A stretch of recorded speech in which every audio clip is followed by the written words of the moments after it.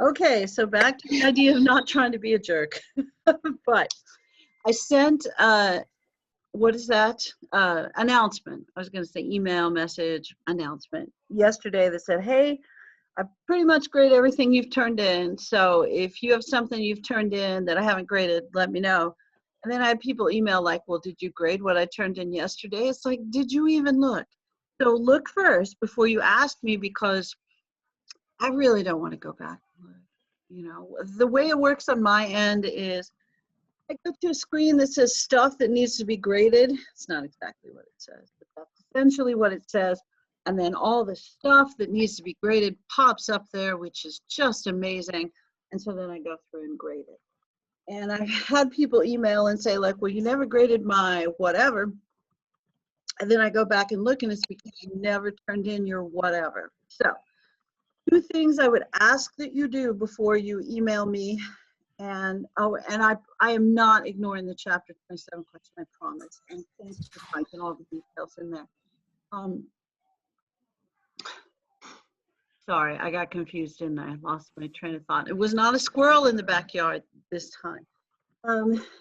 So the the grading stuff. So before you ask me if I graded it, would you, 1, make sure you turned it in, and then 2, go ahead and look to see if I graded it. Also, oh crud, I forgot about this. Somebody in another class said that the book reviews were not showing up in the grade book. So I'll double check on that between this morning's classes. So I think the person that told me that was in the middle section of the day. Also, it helps me a little if when you email a question about your grade that you tell me which class you're in, even if you just tell me like 10:30 class, noon class, or high school class. All of those things work. If you don't, it's not a huge deal. I've got lists and can look it up. It just goes fast. And for whatever reason, I know the reason, by the way. I'm getting more emails this week about grades than I probably have all semester. So I know why. It's almost over. And last thing I'll say before I answer the chapter 27 thing. What was I going to, oh, turn in your stuff on time if you can. I've had 3 or 4 people email like, can I have an extension? It's like, the class ends on Friday. I mean, technically it ends today, but your stuff's due on Friday. I'm not saying you can't turn it in after Friday. I mean, turn it in as soon as you're done with it, of course. But, you know, typically the people that are asking for extra time have already turned in, you know, at least 2 things late. I am not saying don't turn it in late. I am just saying, you know, there are already provisions in the syllabus for you to turn in a couple of things late. And by a couple, I do literally mean 2. But if you're late, turn it in. Just turn it in, okay? And then that gives me the chance to decide if I'm going to grade it or not. The 2 things that I had told you needed to be in on time were the extra credit things, the book review and the World War II propaganda thing, which was due a long time ago, a month and a half or something like that. Because I had somebody email about that. It's like, hey, I didn't know about this assignment. It's like, I'm sorry. I don't know what to tell you. I'm sorry. And I'm really not trying to be a jerk about any of this stuff, I promise, because I apparently was to somebody, because I got an email back. It's like, well, I'm really sorry. I caused you so much trouble. It's like, not really what I was trying to say. I'm sorry. But it's just, I can't let everybody turn anything in the last day of class. This, you know, I can't. My boss is not a fan of that kind of stuff. It's not how college works. You know, I mean, a little bit of grace. I understand, pandemic. I got it. But you turning in 10 assignments late on the last day of class is, yeah, that's tricky. So, okay, no thanks. I'm trying because I know it's been a crappy year. I get it. I'm having one too. Although some of you, I know you guys are sending in some stories that are pretty exciting. So yeah, you guys have had a tough year too. So I get it. And I'm trying to find that balance of being reasonable, but still trying to hold you to some sort of standard. Okay, you've heard enough. All right, it's time to talk about the Bush question. So I did just grade a couple Bush questions, so thanks for asking this question. Um, no, don't go. I had somebody go all the way back to the Revolutionary War. Not necessary. I mean, you can if you like. Um, oh, the propaganda thing, it may not even be available, and I'm sorry. That was just like I looked at a squirrel. Wasn't I'll go back and finish the Bush thing, but the propaganda thing is, yeah, it disappeared probably. Okay, so back to the Bush question. I think most people who are, yeah, you please don't. I mean, if you've already written it and you've gone back to the Revolutionary War, go keep it. That's fine. I'm not saying redo the whole thing. But what I really liked, and a lot of people have talked about the 1890s stuff, Hawaii and Cuba and Spanish-American War, because that doesn't look like protecting and defending completely. I get that. But if you can also talk about stuff that's in the 20th century, that would be cool as well. And I'm not saying you got to talk about every foreign policy thing ever, but if you mention something World War II or later, maybe a couple things, that would be good, okay? And it is completely fine that you went back to the 1890s. A lot of people did. I really don't think you need to go back to Revolutionary War. I just graded one where almost every example they gave was not from this class. You know, because our class starts right after the Civil War. So if all of your examples are not from this class, that distresses me a little, because I would love to think that you learned something in this class, you know. Yeah, so I hope that helped. And we do need to talk about the weekly questions. And I did want to record that. I think typically I haven't recorded the talk about the weekly questions. So let's do that first. And crowd, this is the class where I thought I was sharing the screen last time and I wasn't. So let me see if I can get it right. Okay. All right. If you don't see the screen, you gotta let me know. Well, you don't have to, you know. I'm not trying to be bossy, but all right. Let me turn my phone off too. All right, so the Reagan question, and I've graded several of these at this point, so here's what I'm noticing. On the Reagan question, most people are doing a really good job with domestic policy, tax cuts, all that kind of stuff. Although sometimes you're saying he cut taxes. You might mention which taxes he cut because those are income taxes. But because there's, you know, there are 8 million kind of taxes, but he cut income taxes. And a lot of people talk about Reaganomics, and you've done a really good job on domestic policy. Less so on foreign policy, and a lot of people aren't even answering the last part of the question, and that's the biggest problem I'm seeing. So don't forget to explain why he left office popular with the public, even though we were really broke. And I had somebody write this because they felt sorry for him because he was old and had Alzheimer's. Now, we did know he was old.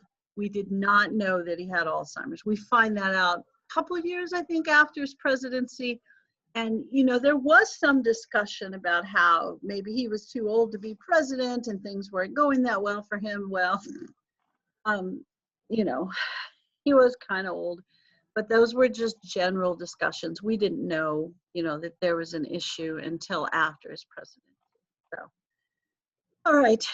Question number 2, George W. Bush. I think we just talked about this one. So my thought is on this one, if you want to start 1890s, that's cool, but don't forget to put something in World War II or later. I would love to see something from the Cold War, because some of you said, like, generally, well, in the Cold War, we tried to protect people against communism, but we were just making stuff up. It's like, I don't know. There really was communism, and the Soviet Union really was bad, and China's, you know, they're not really big on human rights.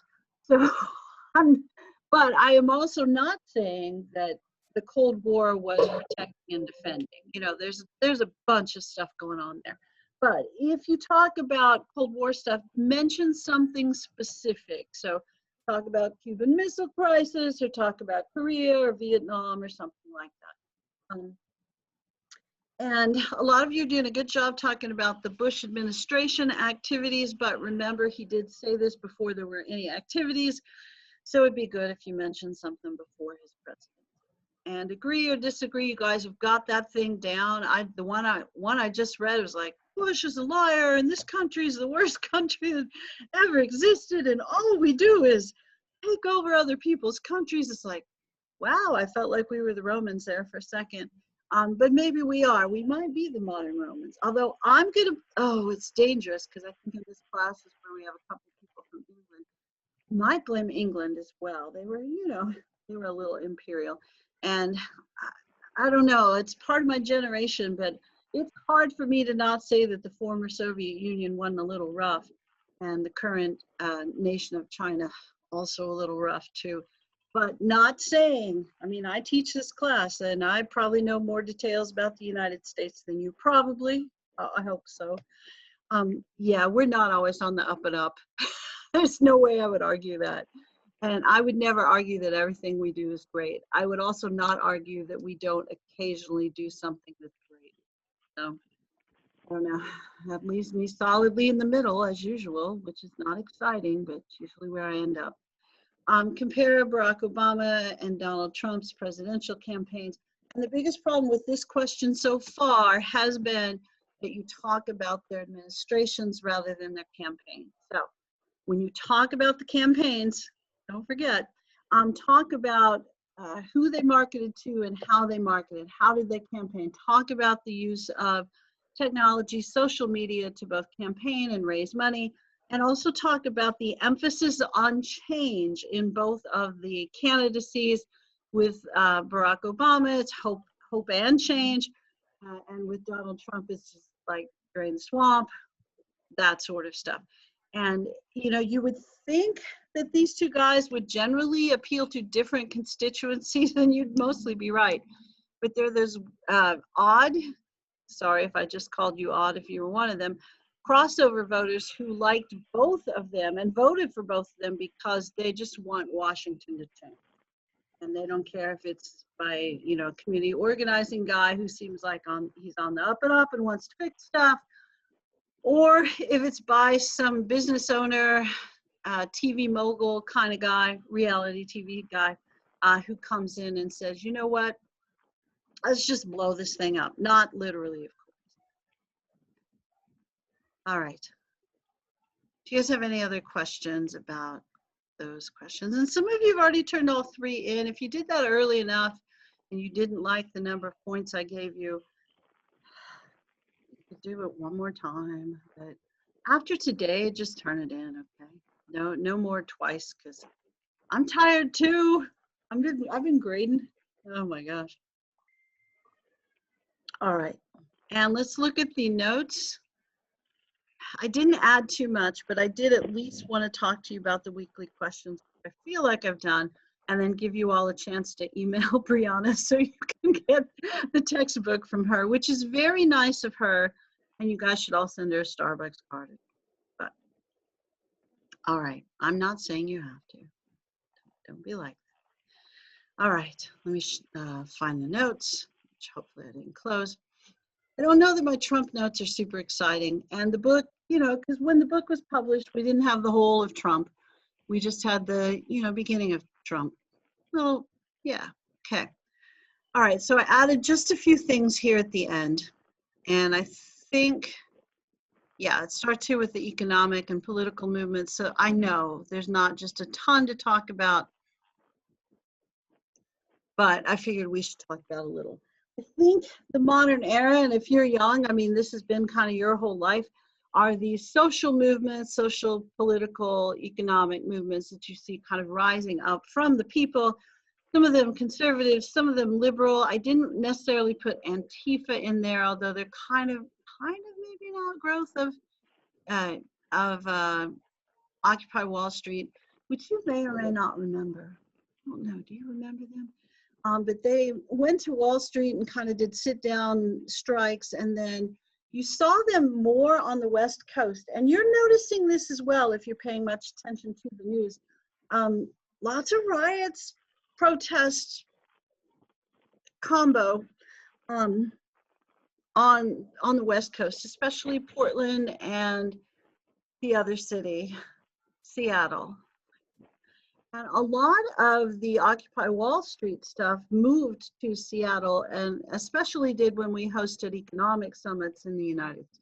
So, all right, let's talk about these things a little bit. And I really did just put very general stuff about these things. And I did give you a list of things to study for the quiz.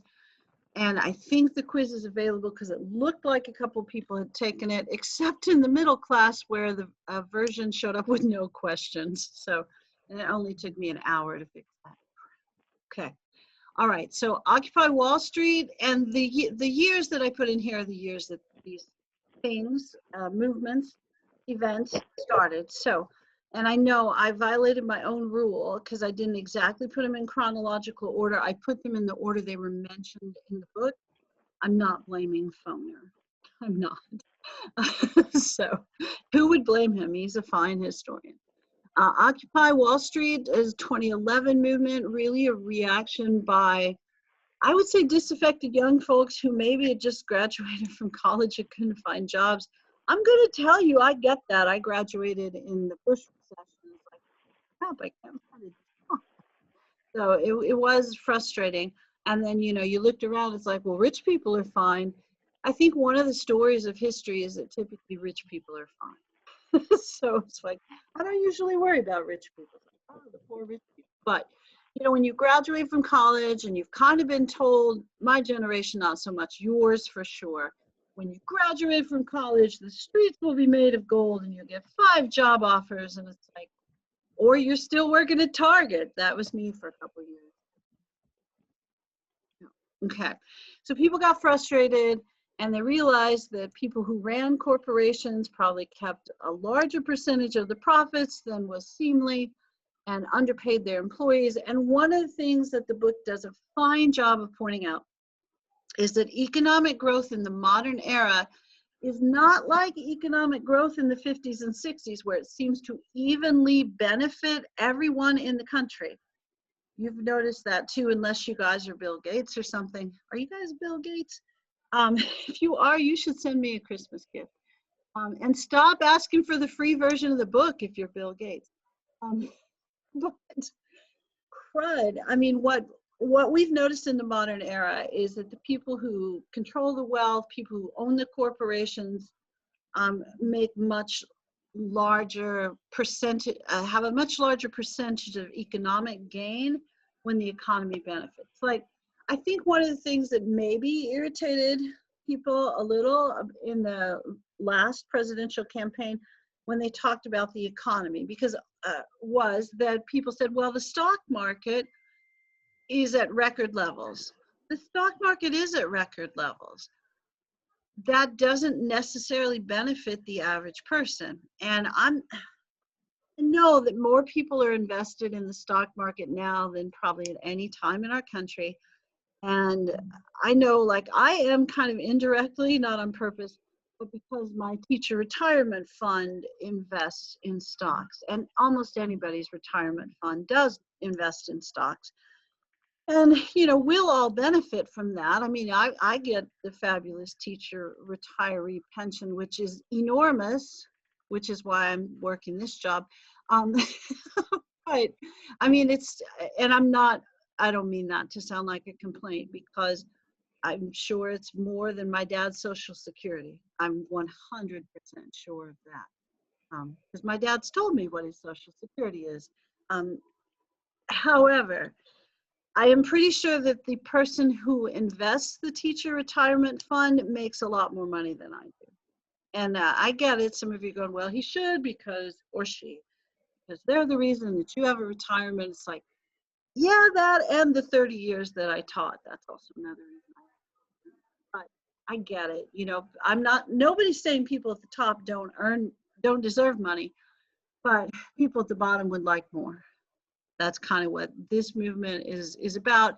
Now, sometimes these guys would deface stuff, you know, spray paint stuff, break windows, that kind of stuff. And sometimes it was more than that. I'm not saying it was all, you know, these are not sit-down strikes in the traditional way, although they were compared to that in your textbook. They're probably a little more aggressive, you know. Now, they are. I don't know why I said probably. They are. And this movement, I don't know if it's same time or kind of leads to, maybe births the Antifa movement, which feels like a combination of anarchism plus a protest against these large, wealthy companies. So this starts in 2011 and probably continues in minor ways or major ways. But the Occupy Wall Street movement itself, it's not exactly what's going on, but you do see, I think it was Chad and then CHOP, so some autonomous zones, and that really seems to be more of a West Coast, Portland and Seattle kind of issue. And I think Seattle, God, who keeps forgetting to unplug their phone? Seattle, I think is that's where, is that where Bill Gates lives? And then Portland is the home of some big companies as well. I think Nike and Google and yeah, there you go. That tells you how well I've kept it. Okay, Black Lives Matter starts in 2014 as a reaction to several very public use of, sorry, let me stop for a second because of the phone. Sorry. Okay, I'm gonna go unplug the phone.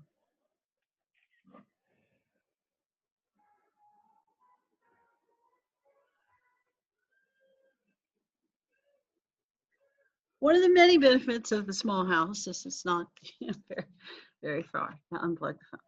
Okay, so Black Lives Matter starts in 2014, and this is the stuff going on in Ferguson and some New York City stuff.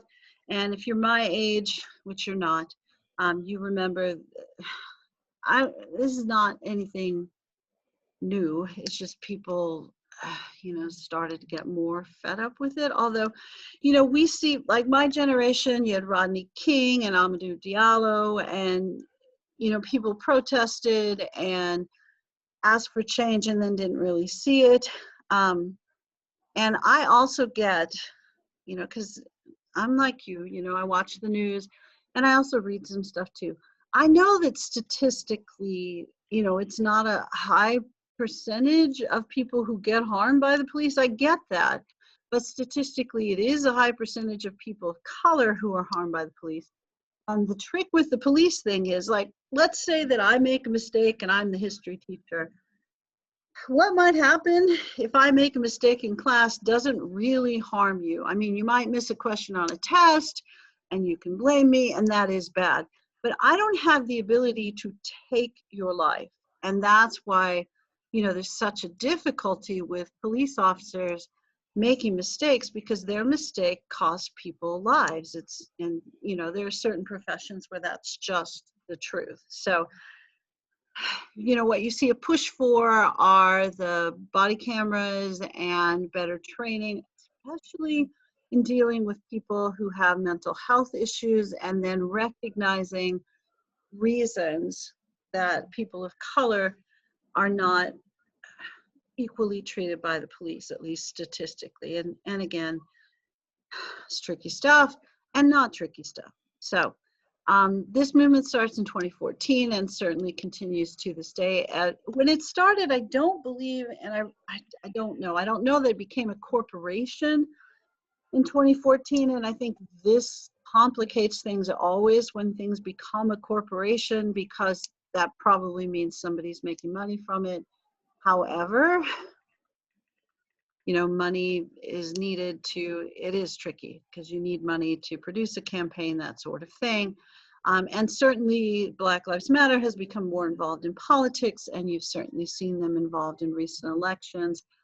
And interesting, maybe confusing too, to look at, who are the corporate leaders and who are the people marching, and how do you separate the difference between those, or should you separate the difference between those? One thing that we know for sure is whether it's statistically a large number of people who are being harmed, the people who are being harmed by police misconduct are disproportionately people of color. Tea Party 2010 pushback against liberals, and not just liberals, but the federal government overreach, perhaps, where the federal government's trying to take over healthcare, trying to take over your personal lives, trying to do Common Core in the schools, and like, it makes me laugh because I remember I had a parent come in and ask me one time when I was teaching AP US history, like if we followed Common Core, it's like, it's an AP class, we follow the AP curriculum. It's like, plus it's Texas. We don't do Common Core here. There's like 4 states in the country that do. And it's like, well, are you one of those members of the liberal teachers unions? It's like, it's Texas, so non-union states. So even if I happen to be a member of one of those liberal teacher unions, can't go on strike. Doesn't benefit me in Texas, maybe helps people in other states, but I don't know. But I'm not trying to be rude about Tea Party people. So I apologize if it seemed that way, because part of the reason that they named themselves this is because they thought taxes were excessive back in the old days, and the government was not treating certain people fairly. So, that tradition of protest, that sort of thing. And this tends to be more suburban or rural folks, tends to be, not completely, but tends to be, and probably more swing state people and southern state people. Okay. And the Me Too movement, you saw that a little bit maybe in 2017, pushback against sexist and sexually abusive behavior against women, really kind of starts more publicly as a discussion of Hollywood type people who take advantage of women sexually so that they can advance their careers. The women, I suppose, because it's typically casting agents and directors, I suppose. And then you hear big discussions of this, and then Harvey Weinstein, I think, was the big one that they talked about during that era. And apparently it was sort of a not very well kept secret in the Hollywood community, which led to other people talking about instances of sexual harassment at work and what was kind of commonplace, which, tends to be, more sexist jokes or comments, and what was less commonplace, which was, a different type of physical abuse. So it leads to a big discussion of that, more public discussion of that, and then, people kind of talking about their experiences at work, that sort of thing. All right, now officially Trump. Do you guys have any questions or comments thus far? And again, I know, crud, I was thinking about this when I was writing the notes. It's good. I know that it's going to sound like, especially if you guys like Trump, and I also know from your comments and reading some of your stuff, some of you do, some of you don't, which is exactly what I would expect. And I'm really not trying to be offensive to any of you at all. And of course, my family is probably like yours, where there are some people who are very far on the right, very far on the left, and some people's like, I would take that corona vaccine twice, and other people like, I would never take that because it's from the government, and other people like, I wouldn't take it because it's from Trump, and it's like, I would take it if it's from Trump, but if it was from Biden, it's like, it's not even from Trump or Biden. But it mostly just makes my head hurt. So it's not ever my goal to be offensive about your political views, because we all have political views for different reasons. All right, 2016 election of Trump. I will say publicly, though, Trump ruined my credibility as a history teacher, 100%. So if I hold any grudges against Trump, besides the tweets are a little rough, he ruined my credibility as a history teacher. Because I remember when there were like 32 Republicans, I think they're actually 28, trying to get the nomination. And my student said, Serna, who's going to be the Republican nominee? Because, 16-year-olds love politics. And I said, the only thing I know is there's no way it'll be Donald Trump. That is what I said. It is. I have probably 200 witnesses to that. And then it's like, Donald Trump, you messed with me. Because, here we have a guy, non-traditional background, had not been directly involved in politics. Every rich guy is involved in politics, but not as a candidate. Hadn't run for anything before. Really had gained national fame on the TV show The Apprentice, like I couldn't think of the name of it, where he fired people. And, you know, he had interns, celebrity interns come work at his company and then not as celebrity interns. And, you know, he was entertaining. He was. And, you know, that's how he gained his fame. And then people went, you know, I think we want a guy that really knows, that understands business to be president. So, you know, the thought was he'd get the economy running again, that he would be non-traditional so he could drain the swamp or clean things up, you know, which reminds you the tiniest way of why we elected Jimmy Carter, although, you know, he wasn't a complete political novice, which Trump was.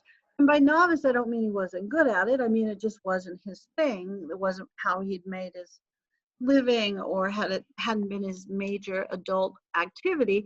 But that's precisely why people voted for him. They went, we just need a new guy who sees the world in a different way. And we got one of those. We sure did. So Trump, non-traditional, anti-establishment candidate who really, I mean, if you look back at Trump politically, of course, when he lived in New York, he voted for and supported Democrats because he lived in New York and he was a businessman, and that's what you needed to do in New York, especially New York City. And you know, he had primarily made his money through real estate and these Trump resorts and casinos and things like that. Okay, he's really good at social media, or I know some of you are going like, no, he just uses it a lot. The way that he's good at social media is he's always in it. And, you know, he's part of that. I think he subscribes to that philosophy that any press is good press. So he also, because he was always in the news and always getting interviews, he really has never spent as much as his opponent in campaigns.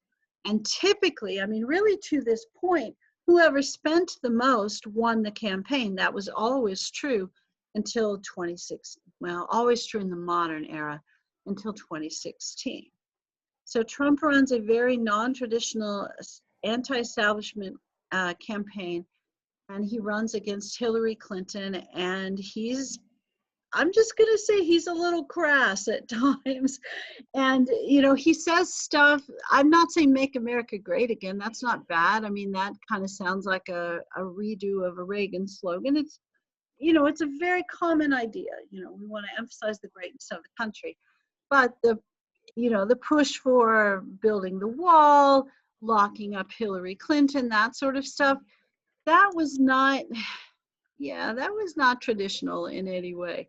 And, you know, people who hang out in the middle, like me politically, it's like, wow, that's kind of rude. It is kind of rude, and it's intentional. And Trump would not say that it was rude. He would say that he's a counterpuncher. And, you know, when people complained to him that he wasn't being presidential, he said, I'm being new presidential, that I'm just not going to take it anymore.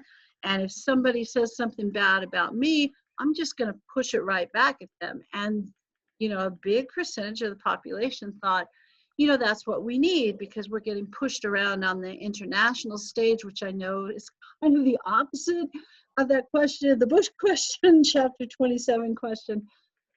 But there are a lot of people who think that. And the reason that I'm pretty sure they think that is because of the economic changes that we've seen in the 21st. Because, you know, the United States, while still the largest economy in the world, won't be for much longer. And we've certainly become a net importing nation rather than an exporting nation. And, you know, at times people feel like the United States is probably being taken advantage of by other countries. We pay too much for NATO. You know, we spend so much on defense so that other countries don't have to. It's kind of the point of view that folks who like Trump had. And there's some statistical reasons that would, I mean, you can look at what we spend on NATO and how the UN is funded and that sort of thing. And we do chip in more than some nations, but all nations, not just some nations, all nations. And, you know, people who are arguing on the Trump side are saying there are other nations that need to start to pay, another slogan I should have put in there, pay their fair share. So that was the Trump plan. Okay. So and the book kind of stops a little. It doesn't talk a whole lot about all the stuff that Trump does because, it was published a little before the Trump administration was done. But the main slogans, make America great again, build that wall, and then he, of course, would get crowds to chant lock her up about Hillary Clinton. And if you wonder why we're locking up Hillary Clinton, no, I do know. She had used an email server and it was not run through the federal government, so there were not any checks and safety, that sort of thing. So lots of emails apparently got stolen and her server was not secure, and so that sort of stuff. Also, there were concerns about some decisions that she had made as Secretary of State, as there will always be concerns about anything any public official does. I am not suggesting any of these were great or terrible. I am suggesting that nobody who prosecutes people thought that she needed to be locked up. And the whole idea of drain the swamp, I have kind of a natural cynicism towards politicians, so I can see why that slogan would be popular. The Trump presidency kind of is a return to the idea of America first, and again, chapter 27, you're going like, did we ever get away from that idea? Some people did feel like President Obama was a little bit more of an internationalist or a globalist, and President-elect Biden expresses some of those same ideas. So keeping America first or putting America first again was a popular idea with Trump supporters. So Trump, sorry for yelling, part of a global move to insert more aggressive nationalistic leaders throughout the world. So it wasn't just happening in the United States. So this is where they got Brexit and Boris Johnson, and I don't know if Angela Merkel could be seen as a Germany first kind of person, but I'm guessing EU people would think so. That's the way China's always been. Of course, North Korea is that way. But even places like, because I had soccer trainers from Brazil, they elected a fellow that they called the Tropical Trump. So, I mean, there were lots of world leaders during this time period who were certainly more, put my own country first kind of people. And, there's some logic to that. I mean, it seemed that because the economy was bad and people were kind of drawing themselves in a little bit more, what can we do to fix our own country's problems rather than worry about the rest of the world? And during the Obama presidency, he did say that we were going to lead from behind and really, give advice, that sort of thing, but not necessarily tell people what to do or send troops places, that sort of thing. And President Trump believed that that we needed a return to the idea of American exceptionalism, which you can trace that all the way back to your 1301 class, where our nation was ordained by God and we're the city upon a hill, and everybody's going to look at us and go like, hey, we want to be more like that. And that's why people immigrate here, because we're the greatest. And somewhere, probably most of us are somewhere in the middle. It's like, no, we're pretty great, however, we're not perfect. So I don't know. But the people who favored Trump were more in this camp, and the people who favored Obama were more in this camp. And those two groups really don't negotiate with each other well or work together well. And the book does a nice job of pointing that out as well, because once you have like a Tea Party movement, and then you've got the Obama presidency, all you're going to have is fighting. And, they're not going to collaborate on legislation. Trump withdraws the United States from the Paris Climate Accords, and he's going to say he's not sure if there's global warming. I know, I heard speeches. There's also going to be an argument from within his administration that the Paris Climate Accords or the Paris Agreement unfair to the United States and too lenient on countries like China and India, who are responsible for more of the pollution. And I do think the one thing that people who, whether they are like they think there is climate change or they don't think there's climate change that's man-made, I think pretty much everybody agrees we should stop throwing crap in the ocean and clean up as much. I think even people who are very conservative and don't believe in climate change at all don't think we should go around throwing trash everywhere, that we should clean up the environment. But I don't know. You may not agree with me on that. But we pull out of the Paris Climate Accords because Trump says it's not good for the United States. And that does make the rest of the world look at us like, really? and Trump goes, yeah, really. And he's going to talk poorly about immigrants. We heard that. And he said, I don't mean all immigrants. I just mean the bad ones. But then he does say, those other countries, they're not sending us their best. And you remember the speech. That was not, didn't always go over well. And he's going to ban immigration from certain Islamic countries that he believes are sponsors of terror. And he's going to reverse some DACA rules, maybe not extend DACA to as many people, that sort of thing. Now, the way that's played out in the courts, as you're probably aware, is the courts really just kind of said, that's great that you feel that way. We're going to continue with the program as is. But that doesn't mean that it doesn't change the climate, because my very limited experience with immigration, I was born in Missouri. I'm an immigrant to Texas, but not exactly an immigrant. And I've already told you, my husband was second or third generation. His grandparents were all from Mexico, but he was born in the United States.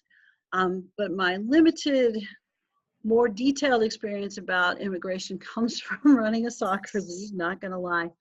And because it's a soccer league that targets people who are poorer, because it's easy for wealthy people to pay, not wealthy, but upper middle class people to play youth sports because they're pricey. But it's harder if you're poor to do that. So yeah, you guys, I'm sorry you guys are having trouble with the internet and stuff. I know mine's been a little iffy too. But after President Trump got elected, we have an online registration program for soccer. And I guarantee you, the immigrant families in our club do not like using the online registration. And I asked a close friend of mine, it's like, hey, just out of curiosity, and they go like, yeah, Trump's going to find us. And they're not kidding. I mean, they really think that anything that they do online, that means Trump's going to find them and deport some of their relatives. It's like, dang. So it isn't so much the reality, I suppose, because, I mean, you looked at the stuff in the book. We're deporting a bunch of people under Bush and even more people under Obama, and more border patrol, that sort of stuff. So the numbers don't necessarily support all of this stuff that Trump's talking about, but the rhetoric does. And it's interesting. It is interesting the effect that has, and it's a difficult effect for sure. All right, so Trump is part of this global movement to insert more aggressive nationalistic leaders, and he certainly is that in the United States. And he pushes for American exceptionalism versus global internationalism, and he redefines what being presidential is. And that's the truth. I mean, yeah, if you're wondering, like, have we ever had a president who just says stuff like that? Yeah, but not in the modern era, really. And typically when they said stuff like that, they didn't say it to the press. So, I mean, you've read, I think one of you in this class had done some research about LBJ. Oh dear, my goodness, the stuff that he would say. And when they looked at tapes from Nixon, the audio tapes, because he taped everything in the Oval Office, his language was atrocious. And we've certainly had presidents who've said and done things privately that don't reflect well on them, and maybe bring disrepute to the country, that sort of thing. But as far as saying and doing stuff publicly, I think Trump's kind of he's a new guy as far as that goes. I don't expect that Biden would be like that. Oh, and because I have a friend that I don't know why, but text me every day. It's like, are you sure Trump's not going to be able to win the presidency? It's like, because this friend is particularly concerned about it. And it's like, no, I really don't think so. But if you're following that, there was a federal lawsuit, Texas, I think, initiated it, that alleges that it's a violation of equal protection, 14th Amendment, that other states didn't follow their election rules and other states did. So there's supposed to be a response to that lawsuit by now, was noon today. And, you know, it'd be very unusual. I'm not saying it couldn't happen because there's always new stuff. And I already told you I was wrong about Trump in 2016.